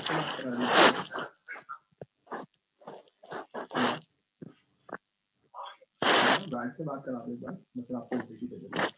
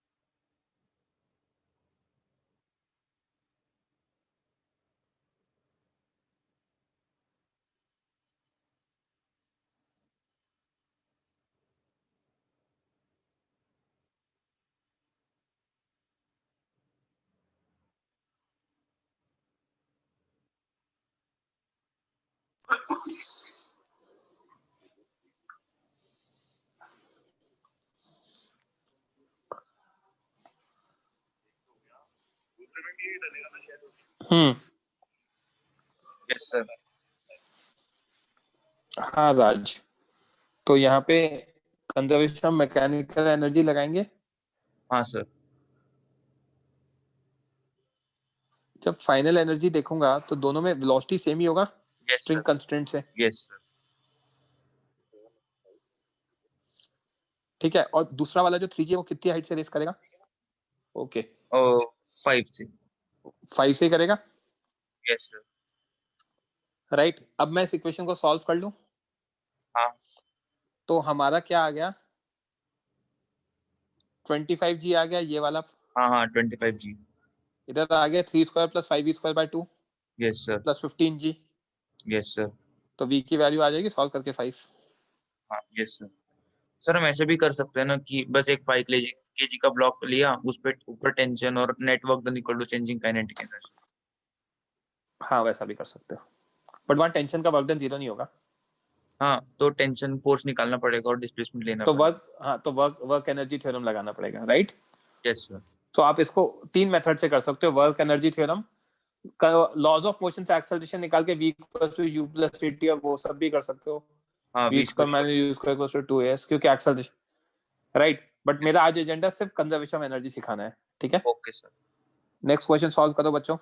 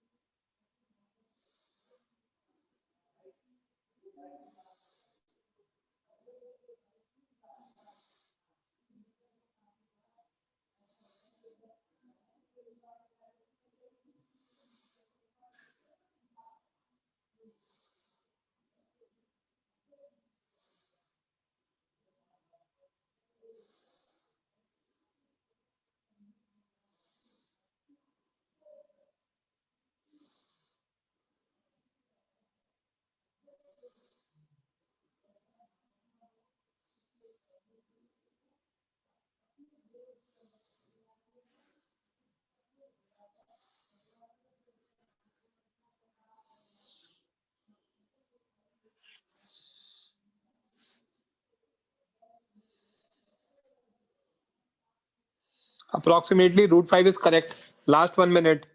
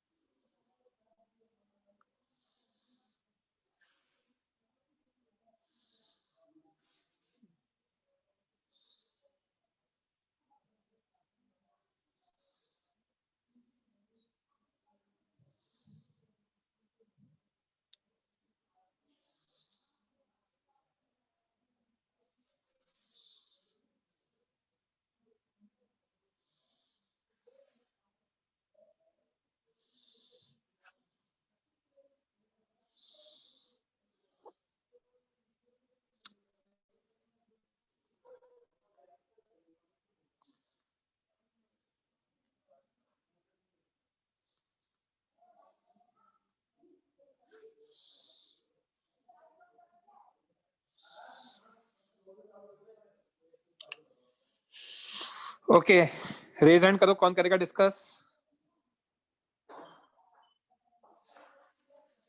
आकर्षित आप करोगे? Yes sir. ओके बच्चों जाना मत, अभी मैं एक क्वेश्चन और दूंगा। अच्छा सुनो एक चीज, क्योंकि कुछ बच्चे लीव कर देंगे यार, मैं क्या कह रहा हूँ कि कल का डाउट लेक्चर की जगह मैं फ्राइडे को सॉरी वेडनेसडे को लेक्चर लूंगा और उसमें मैं क्वेश्चंस कराऊंगा। आज मैं अभी बस लेक्चर के बाद एक असाइनमेंट दे रहा हूँ with notes, you will be getting an assignment. और ट्यूसडे की जगह वेडनेसडे इवनिंग में एक लेक्चर होगा जो रेगुलर लेक्चर होगा, जिसमें मैं अच्छे क्वेश्चंस कराऊंगा। वेडनेसडे मॉर्निंग के बाद वेडनेसडे इवनिंग भी लूंगा, ठीक है? तो कंबाइंड लेक्चर होगा। और जाना मत, मैं अभी इसमें क्वेश्चन दूंगा बच्चों। हमारा क्या दे रखा है, 30 सेंटीमीटर ऊपर है और 50 सेंटीमीटर नीचे लटका हुआ है। Yes sir. आकर्षित, ये मैंने रेफरेंस लाइन ले ली, मेरी इच्छा से ले सकता हूँ मैं रेफरेंस लाइन। यस तो सर। मैंने रेफरेंस लाइन क्या ली, ये समझ में आया? Yes sir. 50 सेंटीमीटर का मास मैंने M1 मान लिया, 30 सेंटीमीटर का मास मैंने M2 मान M2 लिया। मान लिया। Okay yes sir. अब जो M1 है वो कहाँ रखा होगा? अगर सेंटर ऑफ मास का कॉन्सेप्ट लगाऊं तो यूनिफॉर्म है, तो सेंटर पे रखा होगा, तो 50 सेंटीमीटर का सेंटर क्या होगा? 25 सेंटीमीटर। Yes sir. तो फास्ट सॉल्व करने के लिए मैंने M1 को कहाँ मान लिया? सेंटर पे, ठीक है? Yes sir. Yes sir. Initial kinetic energy system की क्या है? 0, यस सर। क्योंकि release from rest. Potential energy system की क्या है? Initial potential energy of M1 yes plus sir. Potential energy of M2 right. M1 की कितनी आएगी? Minus M1G into 0.25। माइनस क्यों आया? Negative because M1 lies below reference line, तो mg का वर्क डन क्या होगा? पॉजिटिव होगा। उसकी यस सर। पोटेंशियल एनर्जी क्या आएगी? नेगेटिव आएगी। नेगेटिव। समझ में आई बात? Yes sir. और M2 की तो 0 आ ही गई, क्योंकि वो रेफरेंस लाइन पे ही पड़ा हुआ है। Yes sir. Correct. Yes sir.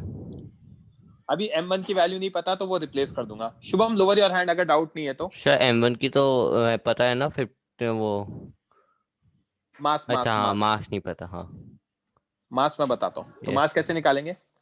80 centimetre has length has mass 2 kg, तो मास पर यूनिट लेंथ लैम्डा क्या होगा? 2 kg by 80। Yes sir. Cost of sorry constant because of uniform object. Yes sir. M1 mass of 50 centimetre है, तो 2 kg by 80 into 50 that comes out to be what? 5/4 solve करोगे kg। 5/4 kg। तो potential energy कितना हो गया system का initial? Minus 5/4 g और 0.25 centimetre में। Yes sir. तो 25 सेंटीमीटर था, तो 0.25 मीटर, तो माइनस 12.5 हो गया। Okay yes sir. Now final state में क्या है? ऐसे लटका हुआ है। Yes sir. फाइनल स्टेट में ऐसे लटका हुआ है, तो हम क्या देख सकते हैं? इसका जो सेंटर होगा, जो मास होगा, वो कहाँ रखा होगा? Centre of mass 40 centimetre. 40 centimetre पे, क्योंकि टोटल लेंथ 80 है। Yes sir. तो काइनेटिक एनर्जी फाइनल कितनी होगी बच्चे? Kinetic energy final half 2 into v square. Yes sir. Correct. Yes sir. Sir तो -v²। अच्छा इक्वल टू v स्क्वायर, है यस ना? सर। पोटेंशियल एनर्जी फाइनल कितनी होगी? Minus 2g into 0.4 negative because it is below reference line. Yes sir. तो -8। तो kinetic initial plus potential initial is kinetic final plus final plus potential final. Potential final. तो कितना आ गया? Accordingly आप value substitute करोगे तो हम क्या देख सकते हैं?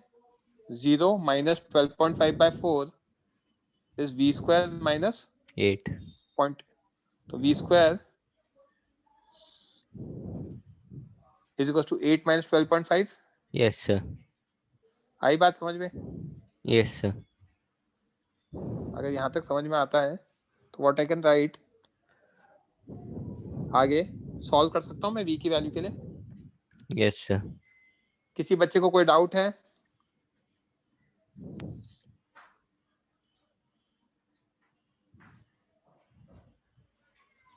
बोलो दुबे जी।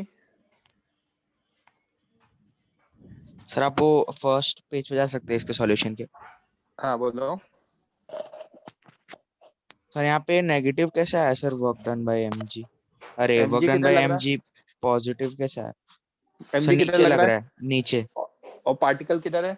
नीचे गया है 25 हाँ सेंटीमीटर। नीचे डिस्प्लेसमेंट होगा। Yes sir, yes sir. समझा? हाँ सर। एंड स्लो हो सर वो जाता। हाँ बोलो। सर वो मतलब कैलकुलेशन में डाउट था सर, वो अंडर रूट 4.875 हम लोग कैसे पता करेंगे कि रूट 5 होता है? अरे यार वहाँ ऑप्शंस में दे रखा होगा, दिमाग लगा लेना। अगर एक ऑप्शन ही दे रखा है रूट 5 तो दिमाग लगा सकते हो ना। या आपने डिसाइड कर रखा है, ऐसा दिमाग यूज कर दिया अगर तो वेस्ट हो जाएगा। अगर ऑप्शन 4.875 है तो वो मार्क कर देना, अगर 5 है तो 5 मार्क कर देना।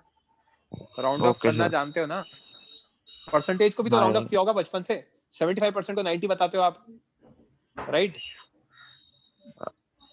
सर नहीं समझा।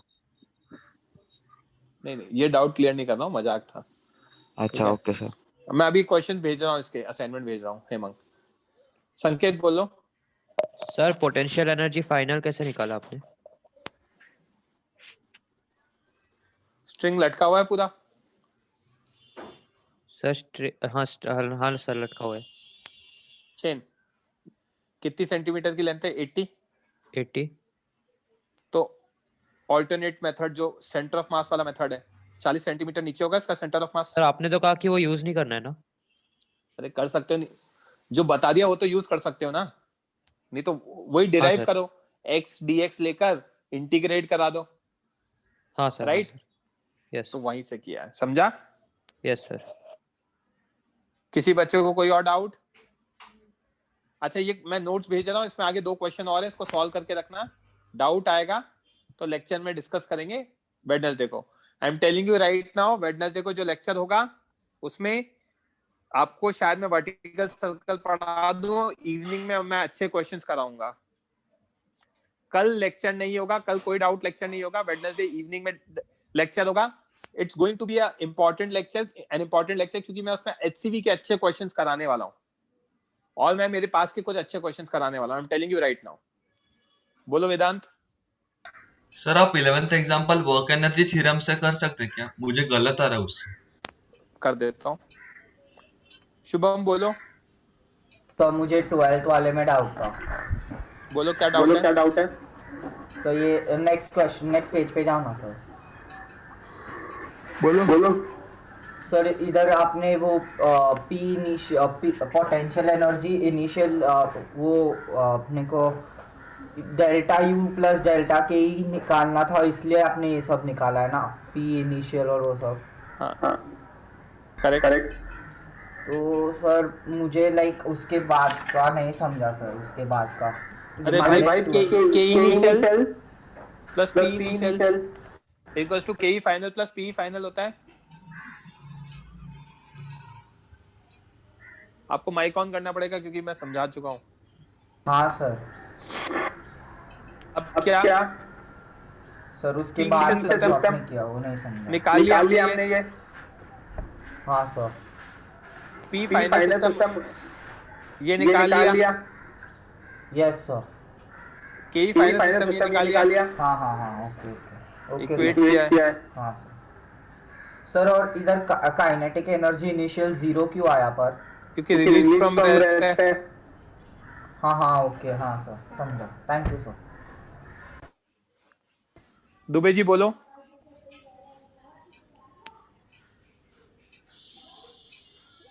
दुबे जी बोलो।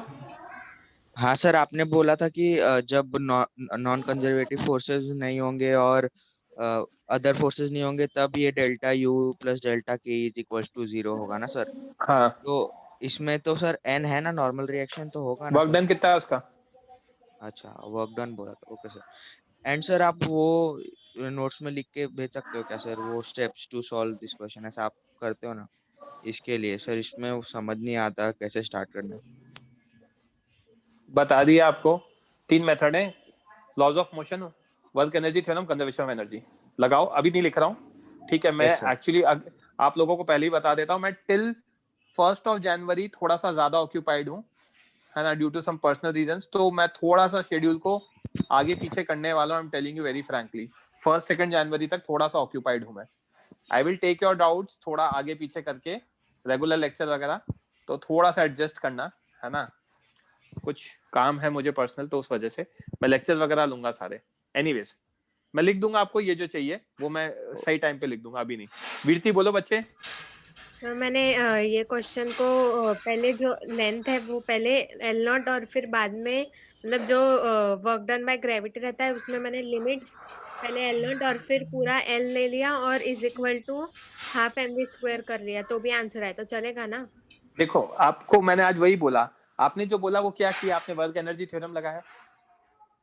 हाँ, वर्क एनर्जी थ्योरम लगाया। हाँ वही और मैंने भी वही लगाया। मैंने बस वर्क एनर्जी थ्योरम में क्या बोल दिया कि जो कंजर्वेटिव फोर्स है वो मेरा पोटेंशियल एनर्जी हो गया, राइट? तो whatever you are doing and whatever I am doing is exactly same. हाँ करेक्ट। मैंने मतलब वो जो चेन नीचे लटकी हुई है ना तो उसकी समझा बच्चे? आपने क्या किया, मैं समझ गया। आपने ये बोला ना कि सर मैंने 30 से लेके 80 तक उसको वो करा दिया इंटीग्रेट, करेक्ट? तो आपने वर्क डन बाय mg निकाल लिया। इक्वल टू आपने क्या किया, डेल्टा के कर दिया। मैंने वर्क डन बाय mg को क्या लिखा, माइनस डेल्टा यू, और मैंने क्या कर दिया, डेल्टा यू प्लस के इक्वल टू 0। तो एक ही बात है ना वो तो। हाँ ठीक है। ये दिमाग में जाना इंपॉर्टेंट है। आप कर तो लोगे मुझे पता है, बट दोनों चीजें एग्जैक्टली सेम है, राइट? Yes sir. हाँ वेदांत माइक ऑन करो। Yes sir. कहाँ पर है? हाँ क्या चाहिए आपको? आप वर्क एनर्जी थ्योरम से ऊपर। Yes sir. कर देता हूँ। वर्क एनर्जी थ्योरम पूरे सिस्टम पे लगाऊं, किस पे लगाऊं? पूरे सिस्टम पे, या फिर 5 kg ब्लॉक के पे लगा सकता है। दोनों पे, हाँ वो भी कर सकते हैं, सिस्टम पे भी कर सकते हैं। आप बताओ कैसे करूं? 5 kg ब्लॉक पे कीजिए, मैंने वैसे ही किया। तो सबसे पहले टेंशन फोर्स निकालना पड़ेगा क्योंकि टेंशन का वर्क डन आएगा। Yes sir. Correct? Yes sir. है ना? तो टेंशन कैसे निकालेंगे? सबसे पहले एक्सेलरेशन निकालूंगा, 5g minus 3g by 5 plus 3, 2g by 8 that is g by 4 आ जाएगा।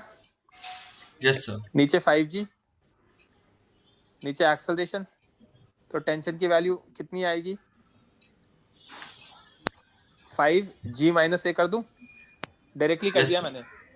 5g minus t is equal to 5 है, तो t is equal to 5g minus a, right? Yes sir. g minus g by 4, तो 3g bye 4 आएगा, तो 15g by 4 आ गया। Correct?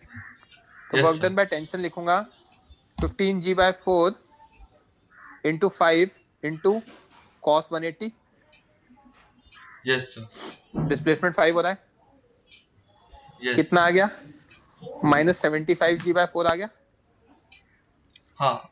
Work done by mg कितना आएगा? 5g into 5 cos 0। Yes sir. कितना आ गया? 25g आ गया। करेक्ट? तो वर्क डन नेट कितना आ गया? दोनों को ऐड करा रहा हूँ, 25g minus 75g bye 4 solve करोगे तो 25g बाय 4 आ जाएगा। और उसको बाद में हाफ mv स्क्वायर से इक्वेट कर mv स्क्वायर कर दिया। Yes sir.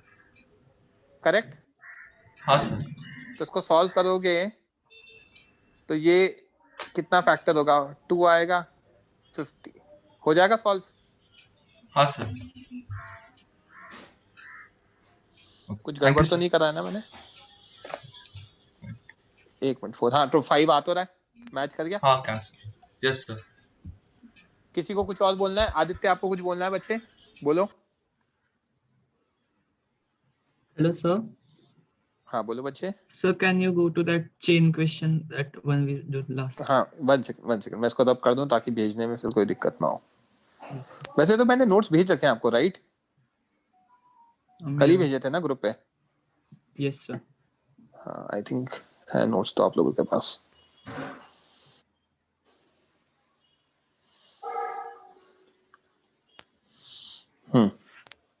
बोलो।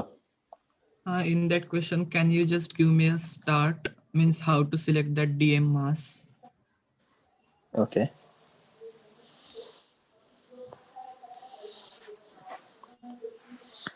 ये है ना? हाँ। यहाँ पे चेन लटका हुआ है, Yes, sir. इसकी लेंथ 30 सेंटीमीटर है। 50 अब है ना 50 है, जो भी है 50 है। हाँ। ठीक है।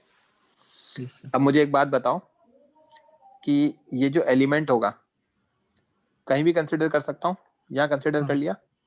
हाँ सर। x डिस्टेंस dx, तो इसका मास dm होगा। dm कितना होगा m/l into dx। dx, yes. Work done bye dm g कितना होगा dm g s cos theta. dm की जगह क्या डालूंगा m dx by l g। s की जगह क्या डालूंगा x and cos 0 degree. 0 degree, yeah. mg by l x dx को इंटीग्रेट करा दो डायरेक्टली x स्क्वायर बाय 2। हाँ sir. Right, x square by 2। तो पहले x की वैल्यू कहाँ तक हो सकती है 50 तक हो सकती है। हाँ। और बाद में x की वैल्यू कितनी होगी 80 होगी। 80, पूरा का पूरा yes. लटक गया था। राइट, ये 0.8 होगा, ये 0.5 होगा। तो mg बाय 2l 0.8 का स्क्वायर है 0.64 माइनस 0.25। 0.25, yes. और l की वैल्यू भी 0.8 ही है। राइट, तो mg न्यूमरेटर में दोनों को सब्ट्रैक्ट करूंगा, कितना का 39 0.39 by 2 into 0.8, correct. Yes. Is equal to what half mv square. हाँ। m से m कैंसिल हो गया, 2 से 2 कैंसिल हो गया। Right, Yes. तो ये आ जाएगा 3.9 बाय क्या कहते हैं 0.8, 39 बाय 8 आ जाएगा।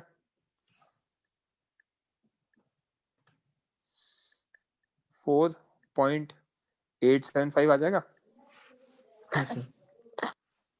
चमका? Yes. क्लियर है? Thank you. स्क्रीनशॉट लेना है? हाँ सर, ले लिया सर।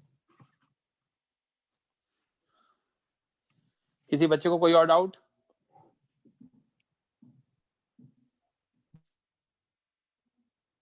चलो, that's it for today guys, bye bye.